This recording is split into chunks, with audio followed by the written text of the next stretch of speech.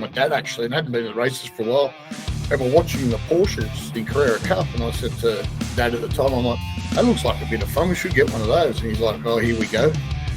It's not a matter of going and winning every round. It's a matter of walking away from that round with some good points to just consolidate the way of us spending time together as a family and as one unit. Finally wins a Carrera Cup Australia rounds.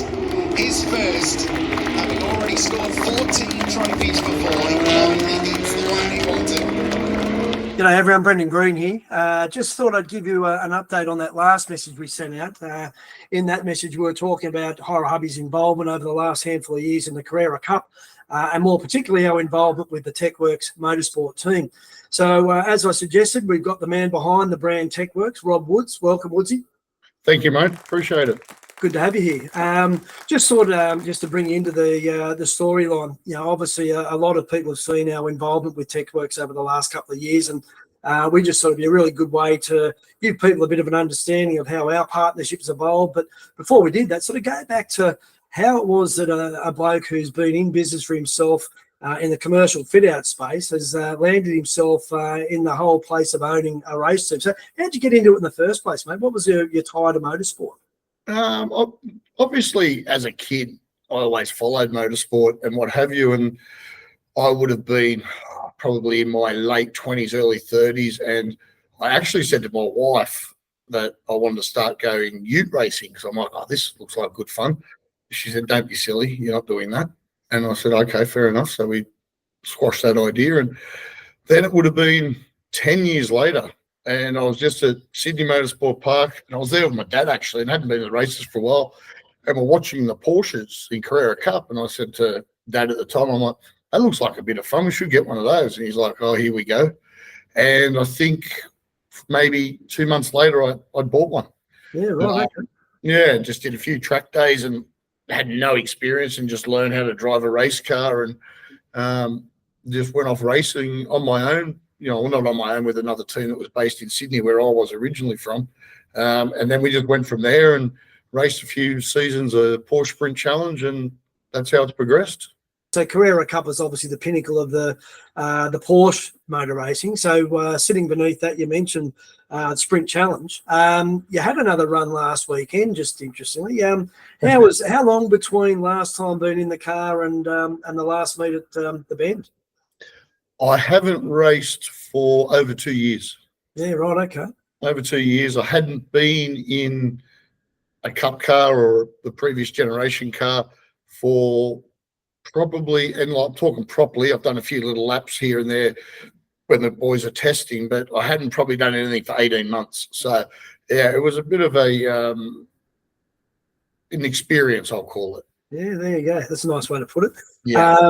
Mate, you talk about going out to Sydney Motorsport Park. You see a Porsche, buy a Porsche, race a Porsche. It's a pretty quick succession from an idea. Obviously, you thought about racing before with the utes, as you said. So how many years were you in Sprint Challenge before the emergence of the idea of starting a team?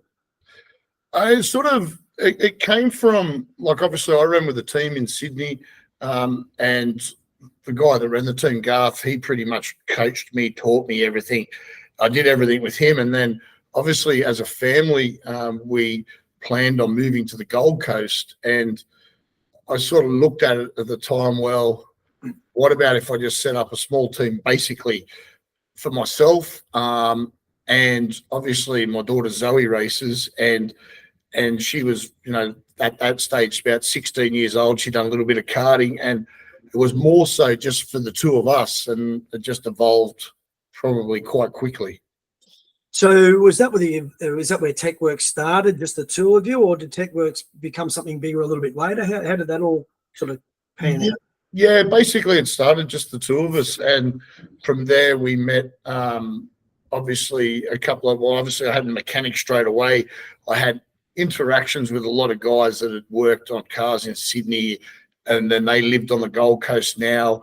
And then we just evolved from that. And then obviously I met Luke at the time, Yulden, and then we went from there. He was driver coaching Zoe, my daughter, and we just progressed there. And then it was basically 12 months after that, we just decided that we go racing in Carrera Cup. We had a Carrera Cup car sitting in the workshop that I owned, and that's how we went. And I think from memory, when I look back at that, it was the year of COVID.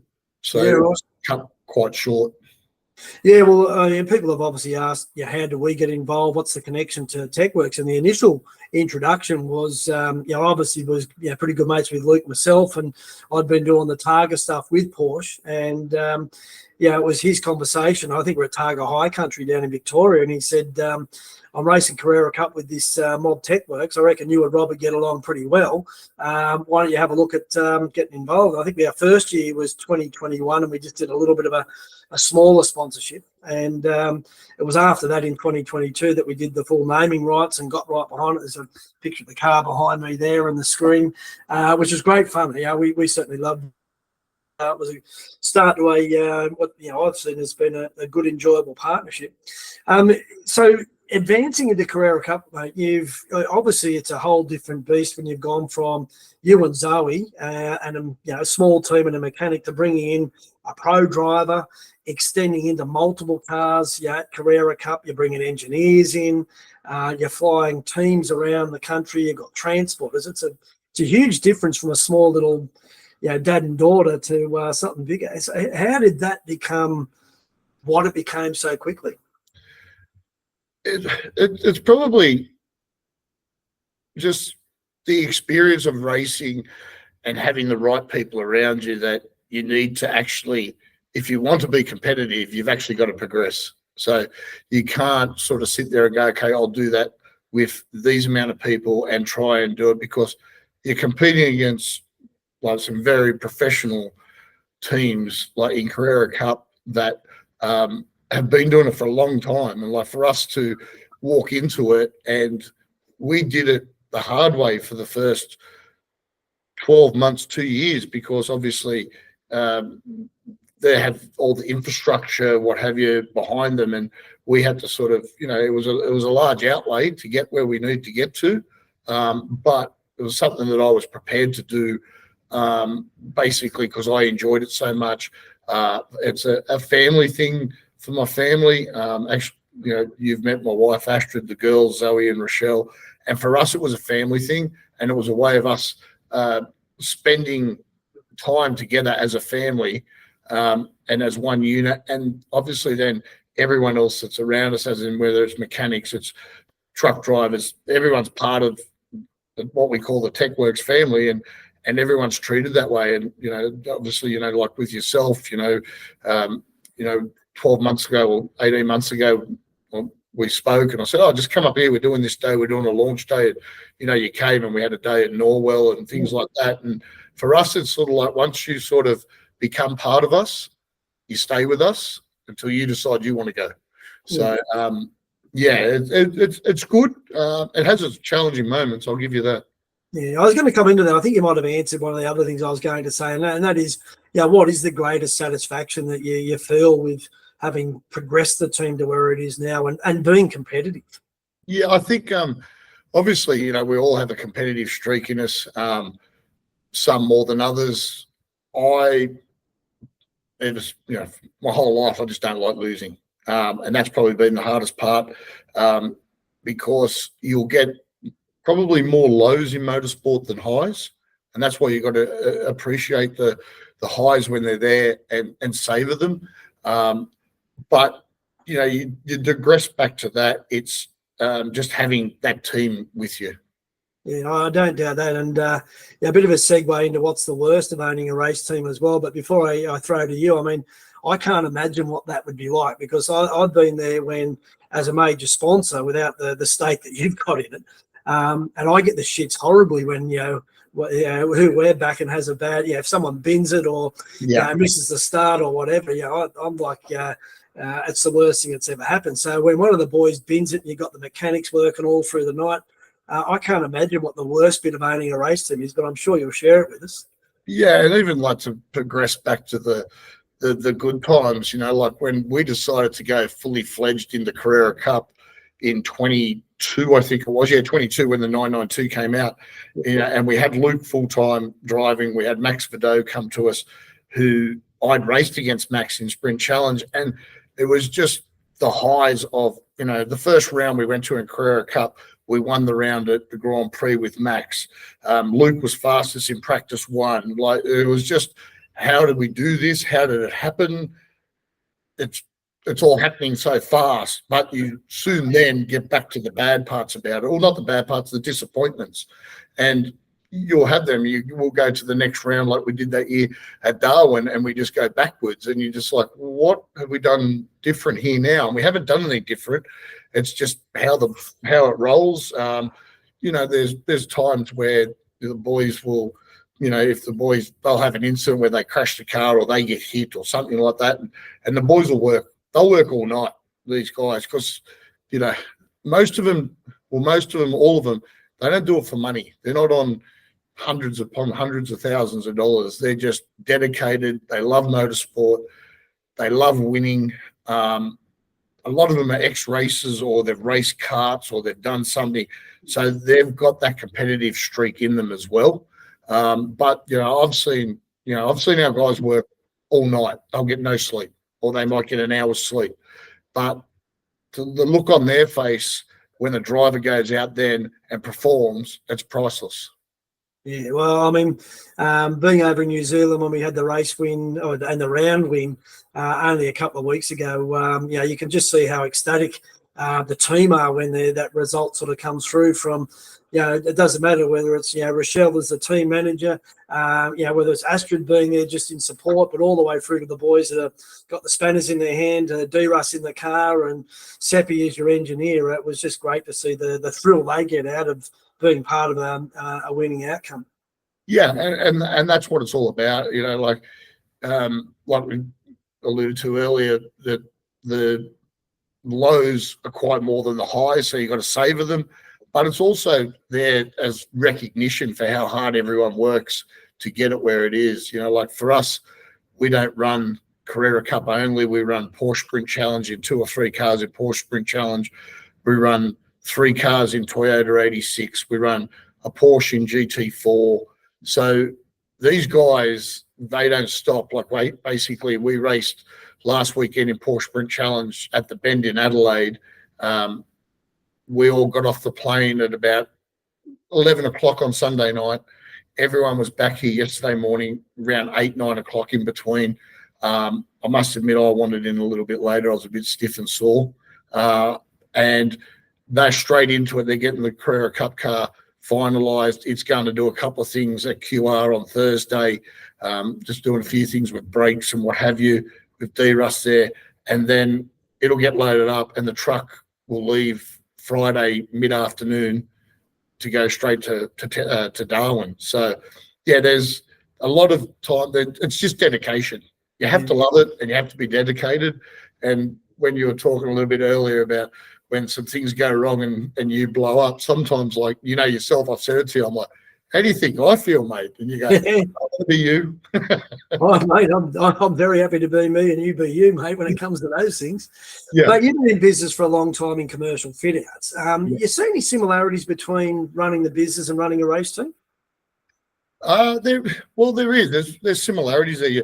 Obviously, you're managing staff, you're managing people, you're managing personalities, and everyone's different, as we know.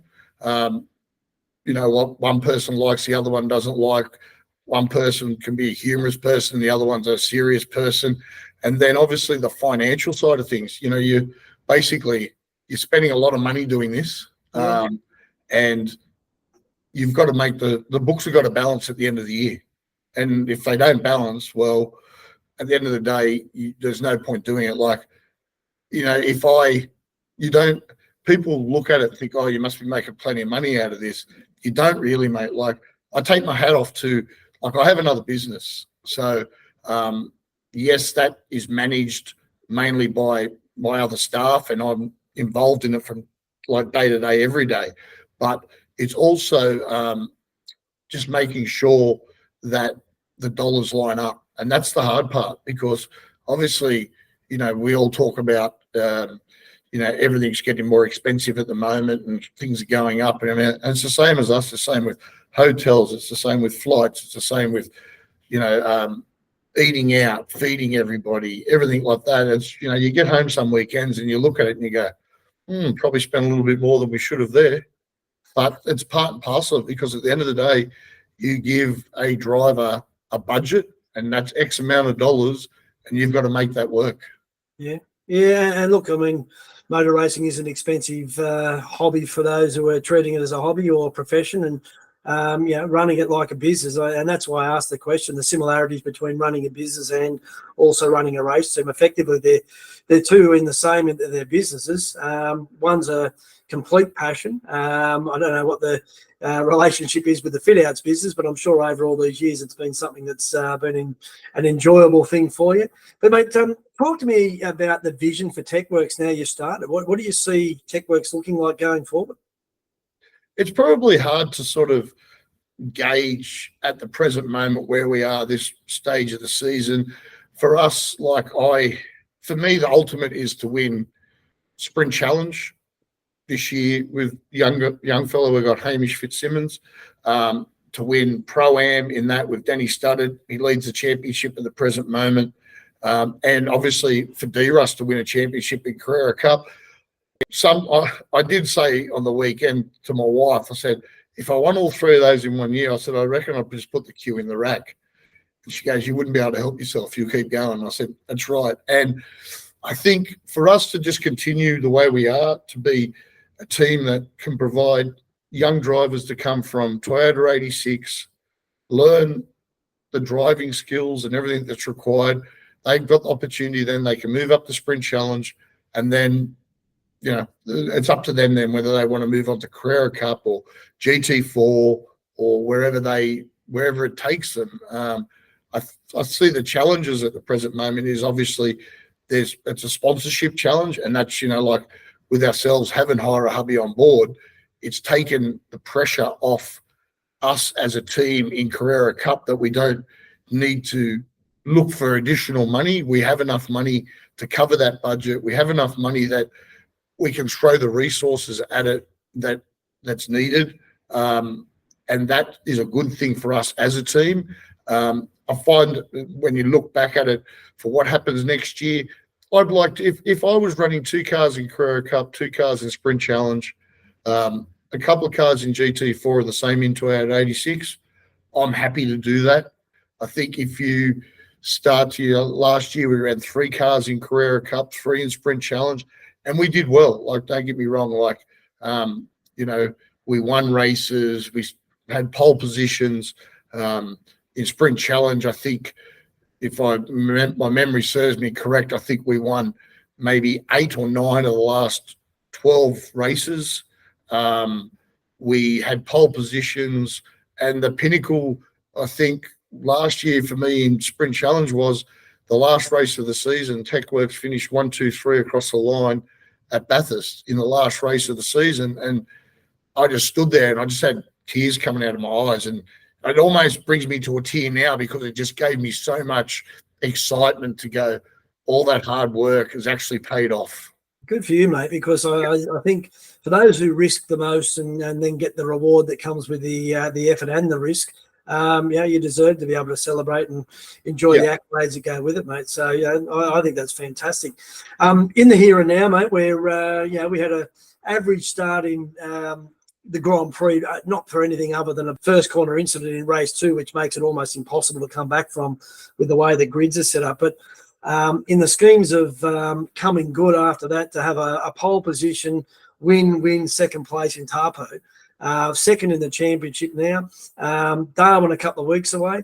Certainly the prospects must be looking good, feeling good about it, mate? Or look, we are, definitely are. And when you sort of talk about AGP being round 1, I probably wasn't that disappointed. And I think I said this to you because the last 2 seasons prior, we've left the Grand Prix leading the championship or been equal leaders in the championship or thereabouts. And for one reason or another, things have gone a little bit south, and then we've picked back up and gone again. And I was a little like, and I was even like Rochelle when she walked in the office after AGP, she goes, "Don't worry, Dad, we'll be right once we go to Taupo." And I didn't expect what happened to Taupo, and I don't think any of the team did. But obviously, we put a hell of a lot of work in, and obviously these tracks, we couldn't test on those tracks, and D-Russ had never been there before, and then we had him, at Focus, which is a simulator place at QR and SMP, and they spent a lot of time with him one afternoon. And Luke, who's Seppi's son, who's an engineer as well, and he's our in-house engineer, he's here full time. A lot of work had been done, but to walk off, and obviously I wasn't at Taupo, and maybe that might be an omen. I might have to stay away from Darwin, or I'll get sent away. But you know, like I would say, like for myself, we haven't been in the previous 2 seasons overly strong at Darwin. We've been quite consistent. You know, like last year we had a driver, Tom, finish in the top 4 in a couple of races and just missed out on a podium for the round, finishing 4th. So it's one of those tracks. It'll throw up some surprises, and with those big long straights, especially down the main straight there, it's just about having the car speed there. The good part we have is we've got D-Russ. He's experienced. I'm not saying he's old. So when he listens to this later on, he's experienced and he knows how to treat a race weekend and how we just chip away. And it's not a matter of, and I've said this to yourself, and you know that too, Brendan, it's not a matter of going and winning every round. It's a matter of walking away from that round with some good points to just consolidate and just keep yourself. If you keep yourself up the pointy end, when it comes to the end of the season, you'll be in with a bigger show than most other drivers or teams. Yeah. Look, I've seen that in my involvement with the team over the years, Woodsy. And I guess for me, it is nice and refreshing. I mean, I had the good fortune of being there in Taupo when I was talking to Seppi and D-Russ, you know, at different stages throughout the weekend, before and after each session. And we're keeping our partners up to date, as you know. Obviously, we've got a really good support group with all of our partners, and keeping them in the loop is important. But these guys and the preparation they've gone into, doing some little things to prepare tyres, you know, in advance of a wet Saturday, doing things on Friday in advance of Saturday when conditions change. Then knowing that the race weekend was in the bag, as long as we just brought it home in the last race, and just seeing the maturity, I guess, that D-Russ brought to the thinking, and knowing that, it'd be nice to win all 3, but, second is going to be a great outcome. 3rd or 4th would have been a great outcome because you're still top step of the podium for the weekend. And that was ultimately what got delivered. And with 8 different winners in 8 rounds of Carrera Cup racing, you know anyone can be up there any other week. So I understand what you say about consistency. And it is that, because, like, you can zig or you zag, and every now and again, if you zig when you should have zagged, it'll all go the wrong way for you. And that's motor racing. And so those sort of things are quite important. Obviously, a lot of work gets done here in preparation, and obviously, I spoke earlier about we're going to QR on Thursday to do a few things with the car. Obviously, I'm not going to talk about that on this, in case someone else sees it later on. But we're just going to do a few things that we need to do to prepare the car to make sure it's right. We haven't had the car back very long. It was great to bring the car back with no damage on it or anything like that, because that obviously puts you on the back foot within everything else that we have to do within TekworkX. So that's a good thing. So I think we're looking positive that we'll be strong there, but I never go to the races confident. I can't. No, mate, I think that just sets you up for what could be a whole bunch of misery, because you just say the zig or the zag can be the undoing, mate. So, well, I'll tell you what, Woodsy, I reckon there's a lot of people here who probably firstly enjoyed the conversation to hear and understand how a passion can turn into almost like a second business. You've probably deterred a lot of wannabe race team owners from going down that path. But for anyone who's in the Hubby world and looking in, listening in, we obviously like to invite all of our franchisees along to these events, and certainly any of our prospects that are thinking about joining Hubby and seeing the sort of fun that we do have. Mate, thanks for taking time out to share your story. It's an inspiring one for those, particularly people like myself who love the racing and others like us. So, mate, congratulations on what you've achieved so far. Let's kick some butt in Darwin and for the rest of the season, mate. I look forward to seeing you up there. I look forward to it, mate. Appreciate you having me. Good on you, mate. Cheers, Woodsy. Yeah, mate. Thank you.